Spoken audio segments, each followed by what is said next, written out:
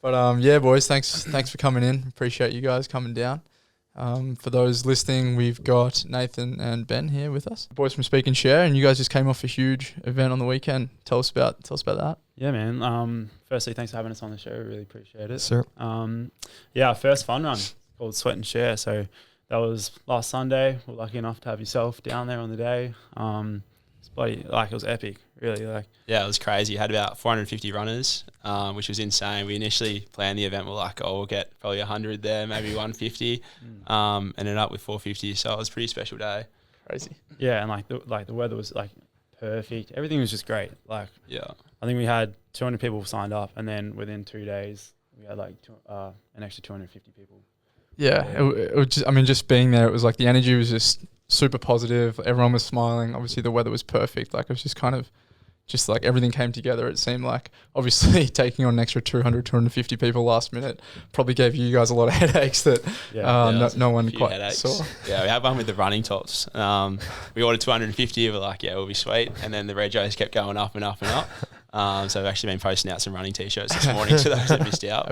You live and you learn. It almost got to the stage where we were like, stop registering. Because we just wanted to make sure everyone had a running top. Oh, no. Yeah, you live and you learn. Yeah. So are you guys copying the postage on those or Yeah, we'll tough. that. Yeah. Should have just brought mine in today. Save you guys a cheeky $10 or something. Yeah. Yeah, that's all right. Hopefully mine comes soon. But yeah, no, it was just to reiterate how good of a day it was. I went down with my girlfriend and it was just great to see so many people being active. And so I think the demographic was very wide too. You had lots of young kids up to, older kind of seniors running around, all different types of distances. It was a great idea by you boys. So you guys should be really proud. Yeah, thank you. And the three of us are school teachers. So to see a lot of our students there as well. And a lot of our coaches and footy team, it's pretty cool. Yeah, it was special. And the way it initially came about was we had two kids, Emilio and Alice, come to us. They did, the Melbourne half last year, raised a bit of money towards Beyond Blue, and then approached us probably 2 months ago. Yep. Didn't give us much time to plan the fun run, but said we want to get together and create a fun run and raise some funds for Speak and Share. So they were sort of the face behind it and were the main drivers. So to have kids that were 16 years old come and wanted to do that was pretty special. Yeah, it's huge. Yep. Would you say this was your biggest event to date? Definitely, yeah. Yeah, and probably our most impactful, for sure. We're huge on our community, and if you guys know the Mornington Peninsula, it's a very tight knit community, and to see as many people come together in the one place to, take a step forward, I guess. And we say every step's easy together, so to take that step forward and really help us for 2023 was absolutely massive. So.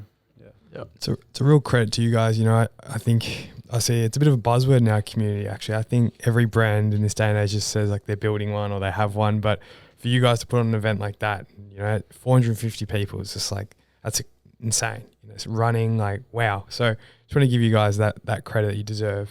I appreciate that. Of course. It is a buzzword community. Yeah. And I've heard it on a few potties, but I guess all we really do have is the community.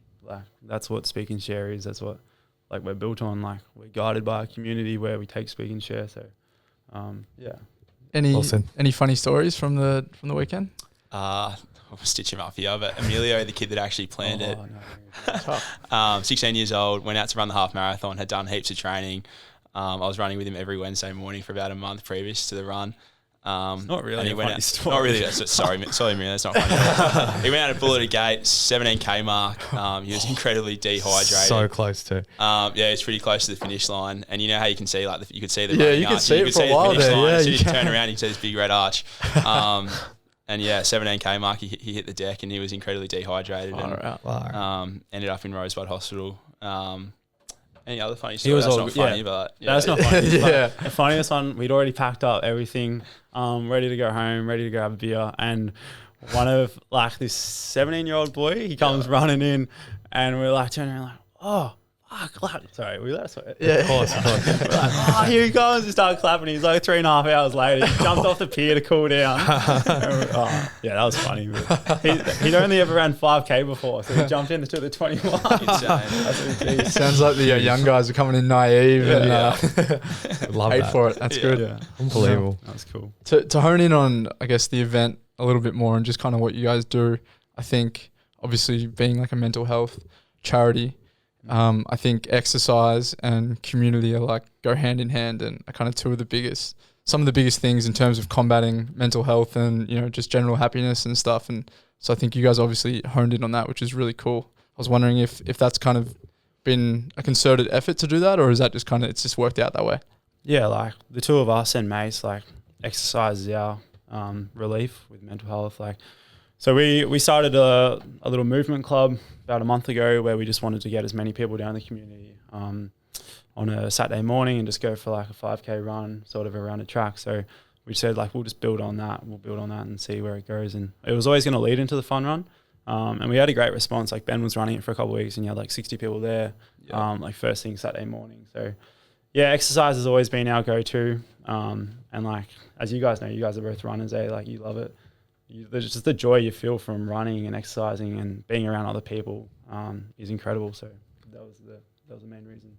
So dope. You know, Jack and I joined a running club about 2 months ago, and there's like 55-year-old moms and like 14-year-old boys there. It's like the biggest, widest demographic ever. And everyone's just so kind though. Like that is just the same across every individual there. And I'm sure you guys, I can feel that as well from, you know, out down the peninsula with your the running club there. It's that energy. It's so infectious, I feel. It's pretty special. And we've had like year 9s that we teach, we're 15 years old, and then we've had our parents come down with their mates that are like 65-ish. Yeah. We don't care if people run or walk, like as long as you're coming down, starting your weekend right, get the endorphins and meet some people, it's what it's all about. Yeah. There's so much to say for like, you know, doing something that's hard. And I think me and Jesse kind of live by that. It sounds like you boys too. And obviously through what you're doing, I think, you know, just the action of like going out and getting a sweat up, it's just so powerful, like for not only your body but your mind as well. So yeah, it's amazing that you guys are kind of forming a culture around that, because I think there's so many good messages in there just for especially young people, like looking at, you know, there's so much they got to deal with these days in terms of social media and, you know, everything that's coming in on them. So I think, you know, just being able to go out and exercise or join a team like that's something that's like going to think like profound things for their mental health and just general well-being, I think. 100%. Like people just want to feel a part of something. And that's all we wanted to provide, just like an opportunity to feel connected. Like we get along with all our students, but now they can come and like actually go for a run with us and hang out, and, you know, it just breaks that barrier as like the teacher, student, but like everyone, yeah, we're all working towards the same thing. It's just to feel better and feel healthier. Yeah, it's so much easier when you're working out with someone as well. I was pretty slack through winter, and then I started this running club. It's actually got me motivated to get out there and running. So it's so much easier when you're running with someone. Couldn't agree more, mate. Yeah, with like running in a big group of people, you're gonna find some struggler that's on your same level, you know, and it's good. And I on the flip side of that, I think running with people that are like great runners really like pushes you and 100%. Take those little tips, you know, whether it's like, I don't know, hydrating or something like that. You're like, shit, like I would have never known that. So yeah, there's huge benefits to that. 100%. Let's switch lanes a little bit. So a big part of what you guys do is in your merchandise and more specifically your hoodies. Tell us about kind of how that came about and maybe how you structure those. Yeah, we're obviously still learning a lot with our hoodies. Obviously with our message, speak and share, being able to create hoodies and sell them has been great for our brand and our brand awareness. We've had like plenty of awesome messages where people have been like, oh, I was wearing your hoodie, and like someone came up and said like, oh, what's speak and share about? And then it led to a conversation about mental health. And that's all we've ever wanted to do. We've just wanted to bring awareness to our message. We've wanted to create like a lot more hoodies this year, but it's been like, as you guys know, like it's been a tough journey with the hoodies. But the main thing that we're doing with our hoodies is dedicating a story behind each hoodie. So this one here is actually dedicated to one of our close mates called Chris Ross, who's an incredible man. Sadly, he was diagnosed with MND like about close to 2 years ago now.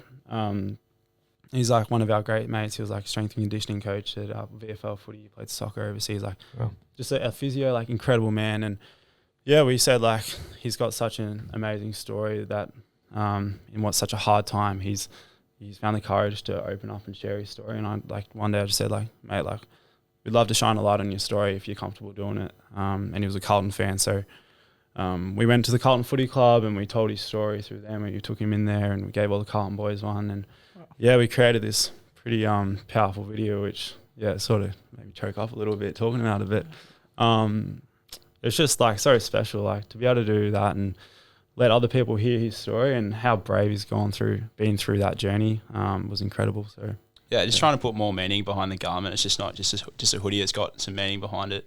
And the people that buy, whether it's the purple hoodie or the blue hoodie, have some relation to like the person or their story and what they've been through, which is really special. Yeah. So special, guys. You know, I've been in the fashion industry for a long time, and not many brands are doing, you know, anything anywhere sort of near this. And yeah, I'm pretty speechless, to be honest, but it's super powerful. And I think, you know, creating those conversations in the community is like so pivotal. And I know you guys are continuing to structure that and really make that a mainstay of your brand. So yeah, it's incredible, guys. Well done. Yeah, and like we've spoken to you like off air, but we really want to dedicate a hoodie to your story. Obviously, how I like got in touch with you boys was reached out through hearing you on the podcast with the 9 to 5 boys, and just hearing your story. Like we say, everyone's got a story, everyone can share their story, and everyone can learn from someone's story. So reached out initially to say, hey man, like appreciate you sharing your story, but now we're in a position where we really want you to share your story through Speak and Share. So yeah, I keen to do that with you, man. Man, and you know, testament to you guys reaching out, and it's a big thing we talk about here on this podcast is like being vulnerable, putting yourself out, and you guys, you know, practice what you preach. And yeah, to give me that opportunity, I've definitely sat on it, and I'm really, you know, wanting to do that with you guys. I think it's really important to give the listeners a bit of an understanding about sort of my last couple of years. So, you know, both my parents have had cancer within about 6 months of each other. And it's just, you know, it's pretty tough. Yeah, I guess, you know, Dad had it first, and he started it was rectal cancer. It was stage 1. It was very, very easy going at the beginning. And unfortunately, they did a chemo treatment. They were happy with it. And then a checkup 6 months later, they saw that it spread to his lungs. And it wasn't the news we wanted. And sadly, it's been stage 4 for a while. So we've just been dealing through that. And then on top of all that, after Dad's stage 4 diagnosis, Mum had breast cancer within there. And it was just so brutal because Mum was taking care of Dad at that time. And, you know, it was just really, really tough. And this is throughout COVID. You know, so we can't really go into the hospitals and visit them or anything like that. So it was brutal. Thankfully, Mum's cancer was a lot more manageable than Dad's. So, you know, they do some amazing work with breast cancer, and yeah, survival rates are very high. So Mum had a really successful double vasectomy. So yeah, she was, you know, we're really happy, and she's recovered really well. Dad unfortunately had another round of chemo, and it's sort of fast tracked like this dementia. So Dad's now, you know, his mind's it's pretty, he's sort of not what it used to be. Unfortunately, like he doesn't really know what he had to eat that morning and things like that. So it's been really tough, but there is a bit of light at the end of the tunnel with this story, I believe. And this is sort of what I want to implement onto the garment is Dad's always loved music. He played in bands and loves his record player and stuff like that. And thanks, mate. So I think a really special touch for the hoodie. So to give you guys some context, Dad, his brain's so switched on with music still, which is just fucking blows me away. Because like we'll be in the car and he's singing like a whole Beatles album. I'm like, what the fuck? This guy can't even like, you know, like remember like where he lives. You know, he doesn't know what suburb he's in.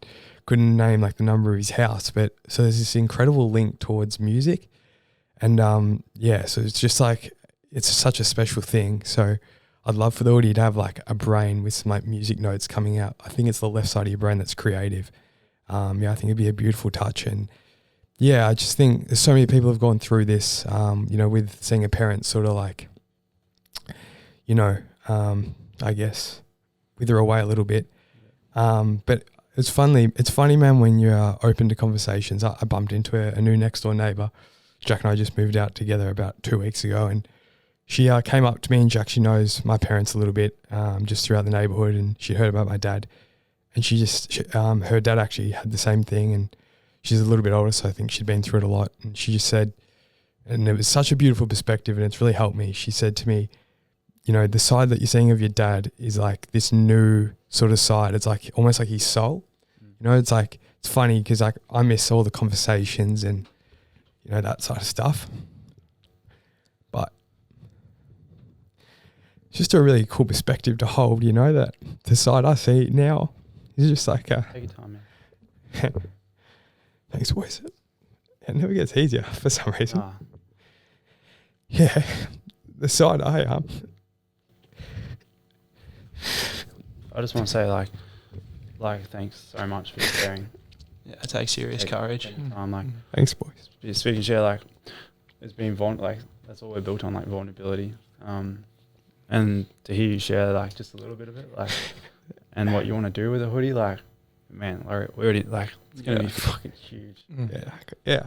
Such an awesome thing for you to Be paving the way for others to follow for sure. Yeah, I just know there's so many people out there dealing with a lot, and you know, if it's this specifically, you know, seeing a parent go through this, then you know, I think just like that perspective I got from my neighbor, that this is actually a beautiful side of my dad, not one that I've known, but like a childlike, kind of playful, beautiful part of my dad, and I'm embracing that, and I guess that's something I'd love for other people to do. I think it's really healthy to maybe not kind of dwell on what you had, but kind of move forward with what's there. So I appreciate you guys listening. Yeah. Thanks for sharing. Thanks, guys.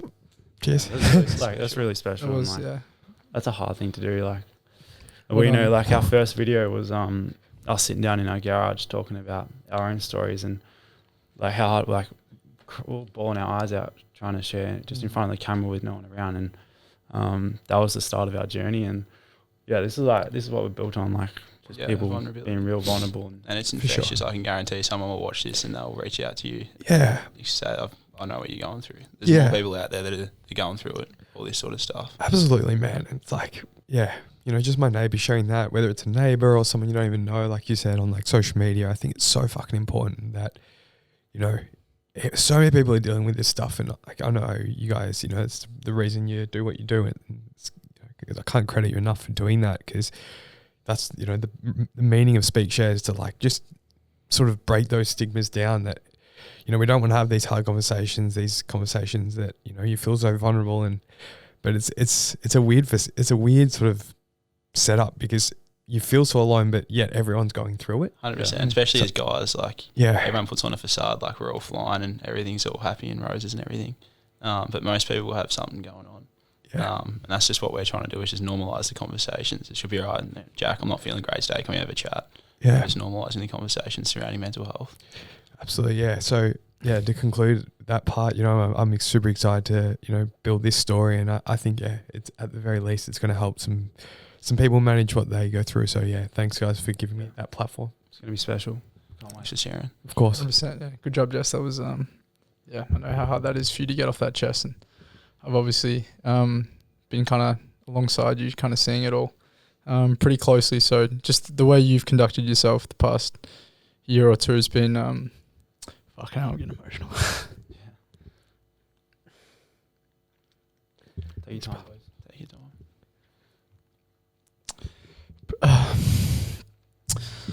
Yeah, you've just been amazing.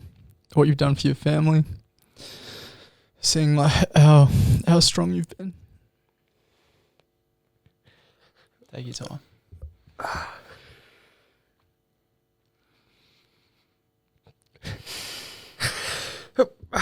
It's funny. Yeah, it's funny. Like we tell each other where we're at all the time. I think that's such a testament to Jack and our friendship. Like we're so open and honest with each other, and yeah, he's certainly seen me at some states. It's just, you know, very similar to this, I guess. But it's good that you can do that in front of each other, though. Like most close mates can't. So the fact that you boys can just like cry in front of each other is pretty special. Yeah, and to be honest, it's like through hearing stories like yours, you know, and you guys being public and, you know, kind of on the front foot about it, it makes it so much easier, you know, like, yeah, it just really lessens those walls, doesn't it? 100%. Yep.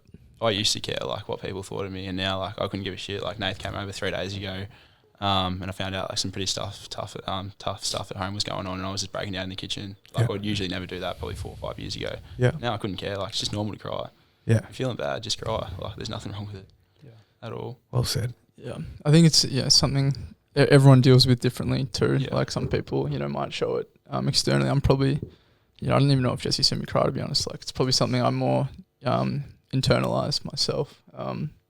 But yeah, I think, you know, it is important, especially amongst your mates, to just make sure you really are checking in to see where each other are at, because there's so much going on. It's so easy to kind of get caught up in your own thing and, you know, lose track of where that mate might be at, and, you know, check in, send him that text, make that call. So, and I think that's something, you know, me and Jesse probably have in our relationship, but we have to do a better job in branching out to probably the friends on like the, you know, our other friends that probably more on that kind of outer circle, or Don't live with us. Or don't live with us. Yeah, it is hard though, because we live in such like a fast-paced world, especially from lockdown. Like lockdown 2 years did absolutely nothing. Everyone's working, playing footy, running, gymming, whatever. It is hard to check in, but it's really important that we try to check in, because you never know who may be struggling or who might just want to chat, sort of thing. 100%. This is why we respect you guys so much, because like what you're doing is just so real, and like the impacts you're having, they're all real impacts. And yeah, I think there's just like not enough of that these days. So back to the hoodies with the stories and stuff. It's yeah, there's just so much message and so much behind each and everything you're doing, whether that's a workshop or a hoodie. It's it's really cool to see, and me and Jesse definitely respect you guys a lot for what you're doing. Thanks, appreciate that. like I can imagine, you know, like there's so many emotions that get thrown around with this stuff, and like, you know, you guys are 3 young men. So like, how do you deal with some of the stories that you're told, and, you know, how do you deal with those challenges? That's the thing. Like, we're like no different to you. Like, we say it all the time. We're not mental health professionals ourselves. We're just 3 normal guys that saw a need to bring mental health awareness to our community, and I guess decided to try to do something about it. And it takes a toll on us too. Like, sort of, I guess at times we get looked at like the mental health guys, and a lot of people turn to us for support, and we want to provide all that support, but we like got to look after ourselves as well, because it can take quite a bit of a toll. Yeah, it can be taxing for sure. It's obviously, it's not the easiest thing to talk about, like mental health. Like, it can be pretty draining. Like, after this fun run, we had like a world of emotions. Like, went from such a high, and then a couple of days later we were feeling pretty flat. So we have a great friendship, the 3 of us, where like we're able to go out for lunch and just talk about all these things and say, you know, like, what are we working towards? Like, when will we ever know if we're actually having an impact, sort of thing. But yeah, I guess that's my response. What do you think, Benny? It does get quite taxing, especially when we present. We tell them right from the get-go, we're not psychologists, we're not mental health professionals. I think that's why people are sort of relating to us, because we're just 3 average dudes that have life experience and just talk about what we're going through. So we occasionally go to a sporting club where someone will open up, and it is quite taxing hearing that, what they've been through. But yeah, we just talk about it ourselves and debrief and make sure that we're all doing okay.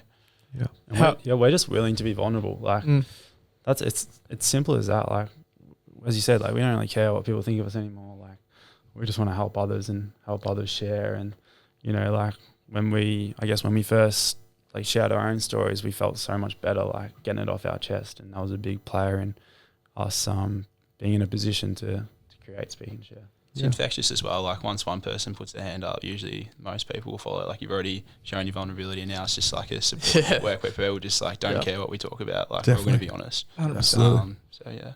I want to ask. So obviously, you guys are all best mates.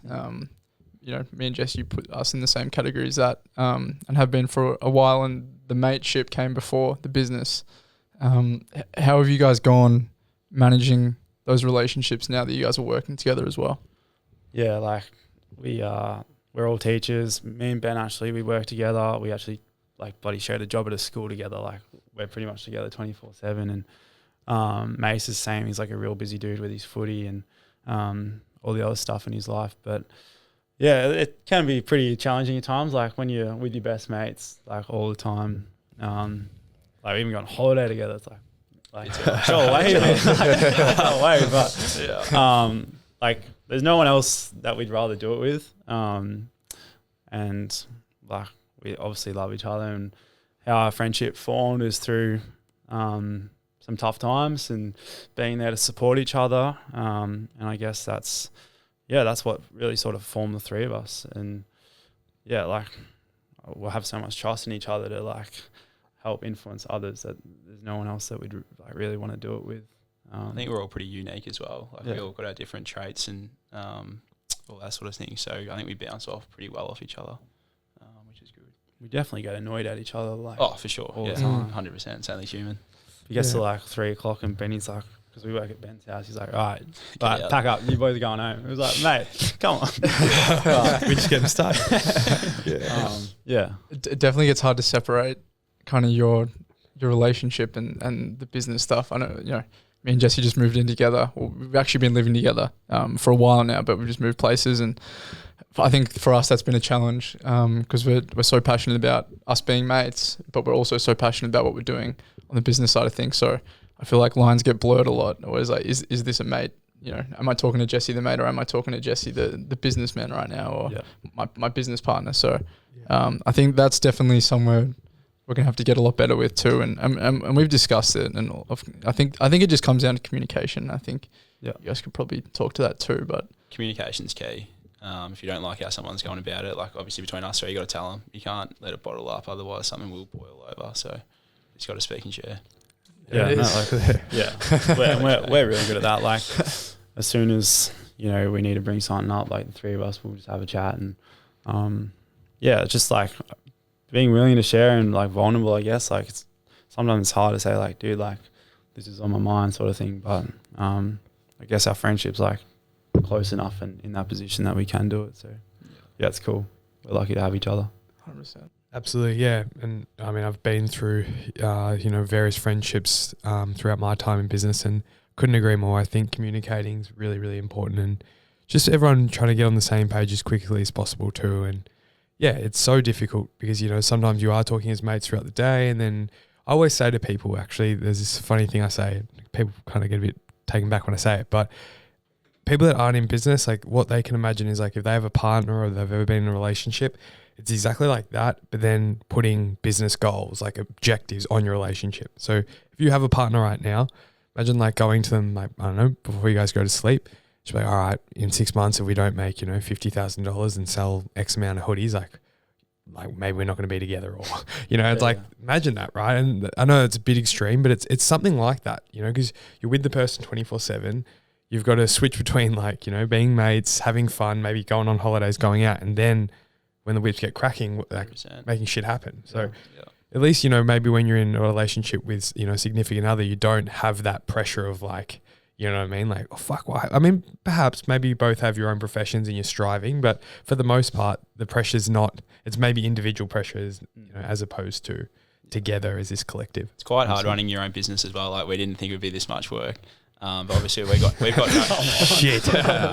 no one above us telling us like, you boys need to do this. So if something doesn't go to plan, it's on us. It's on you. It has been pretty stressful like the last 15 months, but we've enjoyed all of it. But most of it. Yeah, we love it. We have such a good team behind us now. Being a charity, we have got like an advisory board who they've been like a pillar of strength for like the last 12 months. So shout out to them. But yeah, they've helped us like hugely with getting our charity status. This, like, if you asked us at the start of the year what we'd be doing, we said like we'd be running programs and we'd be doing this, and we had so many things that we wanted to do, and we were obviously extremely naive and young and fresh, but they've held us back and been like, all right, let's get all our programs sorted, let's get our charity status, let's get in a position where 2023 is like a huge step for you guys. So wow. This year's very much been like building this huge foundation for next year, and we can't wait. It's gonna be cool. It's exciting. Incredible, guys. Whilst we're on the charity thing, I'd love to dive into that a little bit deeper. I think it's not often you speak to someone that runs a business, let alone a charity. So I'd love to jump into kind of what that looks like. How do you guys allocate funds? Like, are you donating a lot of money? Like, what does that look like for you guys? Yeah, so firstly, to get your charity status and to get your DGR status is like a huge process, and we certainly had a lot of help with Daryl, who's an absolute beast. Shout out to Daryl. Shout out to Daryl, who we love. Daryl from Red Hill. And our other part of our team, but like it's a lot of writing grants, a lot of just like we're almost going to bring in our business plan today, which is like 65 pages long, and it's taken like a whole year. Love that to build, and it covers like 3-year goals and pest analysis, SWOT analysis, all these things that if you asked us at the start of the year, we'd be like, what the fuck is that? We're just dumb PE teachers. I have no idea what a SWOT analysis is. But yeah, like Daryl's bloody went through so much to get this status, and I guess it was a decision we had to make whether we wanted to be a business or be a charity, and it wasn't really a question really. Like we're like, let's be a charity because we want to be as transparent as possible with this journey, and we don't feel like making money off like mental health and people's stories isn't something that would sit well with us. So we said, let's build a charity which will allow us to fund our programs. And we want to be in a position one day where we don't have to charge people for a program because we have enough funds, or we've raised enough funds where we can provide that service for free. And there's a lot of other things that comes with funding a charity. Like some people think that if you work for a charity, you volunteer your work. But this, like the last 16 months, we've been volunteering, and only as a month ago we've been able to pay ourselves for working for Speak and Share. Congrats. Yeah, it's cool. Like it's not Big much, step. but like it's something. But I have to go to school at the moment. So yeah, a lot of people say like, oh, how can you make money if you work for a charity? Well, no one volunteers like for a charity. People, we have Full-time. jobs, we have a life too. So Yeah. there's heaps of things. I don't know. Have you got any? The board meeting is probably one that I learned about, like running a charity. You got to have like a monthly board meeting, which I had no idea about. So, I thought you run a van, no? well, like before we went for it, so once a month we suit up and we have our board meeting. You got to go through like your finances, what we've been doing during the month. So there's heaps to it, and we've learned so much. It's been a hell of a ride so far. Suit only event or? Yeah, Gucci. Yeah, Ben's like, they're like, oh, you got to take minutes, and Ben's like, you got to take minutes. Like, you got to record everything you say about. Yeah, it's cool. Like, I guess growing up, like, I always had this thing in my head where like I wanted to create a charity, and I don't know why. It just always like stood out to me. But yeah, being able to do it with like two of your best mates is pretty cool. Yeah, It's definitely matured us as well, for sure. Yeah, To some degree. I'm still pretty immature, but it's definitely matured us for sure. And we've learned so much about each other and what a business looks like. So it's been great. Oh, like we didn't study business. I didn't even do business at school. Like, always was very creative and stuff. And have you made on business at school? Studied business 3-4, but that was it. Yeah. Yeah, but we're very much just learning along the way. So that's cool. That's a really big theme for this podcast, you know, is just applying yourself, and you don't have to have like a master's degree in like finance to, you know, start running a business. And what you guys have done, and like, you know, even just hearing about some of those learnings throughout this potty is like just through sheer hard work that you guys have put in. Yeah. It's such a great message for the listeners that like so many people think like, oh, I can't dive in yet, you know, I'm not ready. It's like, you're never going to be ready. Like you guys like, probably aren't ready right now, but Not ready for tomorrow. yeah. but like you're 2 or 3 years down the line running a great business. Yeah. And it's like, and it's not saying we're ready either, but we're like 3 episodes into this podcast. So I don't know what's happening, but it's just about throwing yourself in the deep end. And, you know, we sort of have that mantra of almost for life really. And that's just how you get places quickly. I've just spoke to too many people that are dwelling and, you know, think of all these hypothetical things that haven't even happened yet that are like, you know, barriers, but just dive in. Like, yeah. That's what I've learned. Most people that we've met with also have no idea what they're doing, no matter how old they are or what position they're in, they're still learning on the fly. So yeah, that's probably my best advice. Just get started. And if you're passionate, you'll make it. 100%. Well said. Yeah. What do you got to lose? Yeah. Exactly. Exactly. So what does the future look like, I guess, then for you guys? Like moving forward, where are you kind of spending your time? Yeah, so next year sporting school program, is a huge one, and then our sporting club program, and then community events as well. So we do the fun run again, and then a couple other events as well. And then year after that, we got a pretty cool idea. We haven't told this on any other podcast because Nathan won't let me. But Top secret. we want to get a bus and do like a bus tour, whether it's from here to Northern Territory, run our school program, sporting club program, and make like a little Netflix documentary. Wow. Not a little. We want to make a big big, documentary I don't think there's such thing as a small Netflix. on like mental health within the country. Yeah. So you heard it here first. We're going on a bus in 2024, is that? 2024, yeah, tour in Australia. But on one side of the bus, it's our like Speak and Share. It's like covered in a graphic, and then on the other side, it's a blank side of the wall where everyone we meet along the way, they can write a mental health story on the side of the bus, and we want to capture people's stories, just like you have done today, like speaking and sharing. Some of the best or the most well-received videos that we've had on our socials has been those people that are willing to share their stories. So there's such power in that, and there hasn't really been anything like that before. Like mental health is very much a hot topic at the moment, and I guess people just want to hear more about it and relate more about it. So yeah, we can change the culture. It's fucking awesome, guys. I'd have to fly up and get on that bus for a second. Bus license. Yeah. Your bus driver, he's got the trucker hat on. Yeah. See how we go. Settle down. What I know you guys have done some. You guys flew up and played football in the NT, and you guys did a lot of work in the community there. Yeah, so Mason and I and Ben, a couple of years ago, we went up to NT and we lived up there through COVID, and then Mason and I were lucky enough to go up a couple of months ago, and we played for the Tiwi Bombers, so on the Tiwi Islands. And if you don't know the Tiwi Bombers, like, they're the most beautiful people in the world. So we were lucky enough to help out and volunteer at the school, play some footy and run a bit of our speak and share stuff within the community. Wow. And if you don't, so with this Tiwi Bombers, it's important to touch on that. The Tiwi Bombers Football Club was established because they had the highest suicide rates amongst the world. So, and it still is quite a challenge over there. So to be able to go over there and just provide a bit of a taste of what we're doing, and it was really special, and we really want to go back there and help some of those problems. And like the people over there, like, if we didn't do speak and share, we'd be teaching over there. Wow. Full time for sure, because They're means a lot beautiful to people. us. Yeah. Yeah. As soon as you get off the plane or whatever, you're at the footy ground, the first thing they do is they beeline to you. That's What's so your name? cool. Where are you from? Shake your Yeah. hand, like real formal. That's awesome. They're amazing people.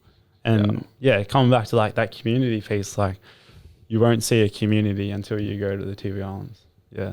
Everyone knows everyone. Oh, and everyone's there to support everyone. Like, you train for footy, and then you got 60 kids running after you on the oval, like, and they're so cute. That's awesome, man. It's special. It kind of sounds like you guys are going to be doing a bit of like a full circle moment, like with that trip. You know, obviously, Northern Territory and Tiwi Islands kind of sounds where Speak and Share originated. So it's amazing you guys are kind of planning to head back and give back. It's going to be, I'm sure it's going to be a beautiful moment for all of you and everyone involved. Yeah, appreciate that. Yeah, I've done like a bit of, like, I studied law, and we wrote a little bit about like Indigenous affairs, and it's a hard one, right? Because like our Western culture, like, we're so far from it, and I've never been, so I'm very naive to it. But I know some of the stats that it's like, I think it's something like 50% of Indigenous males from 17 to 35 have been in jail, and these types of stats we see, I think they're astounding. What do you guys think about those things, like being on the ground, just meeting the communities? Like, what's the love to hear some.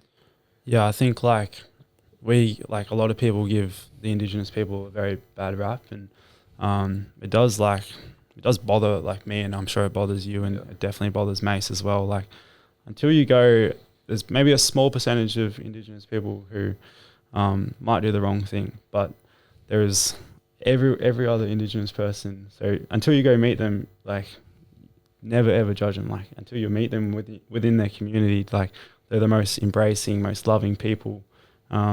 We got invited into their house and they took us fishing. We'd never met these people before. Wow. So one moment we're on a plane, and the next moment we're out fishing with a few of the boys, and then we're having dinner with their families, and they're sharing their stories about their culture, and being in that position to learn about their culture is just, it blows your mind how unique and how special it is. And I think it's from the school curriculum. Like, it's not touched enough in the school curriculum. Obviously, being a school teacher, you see what goes on at schools.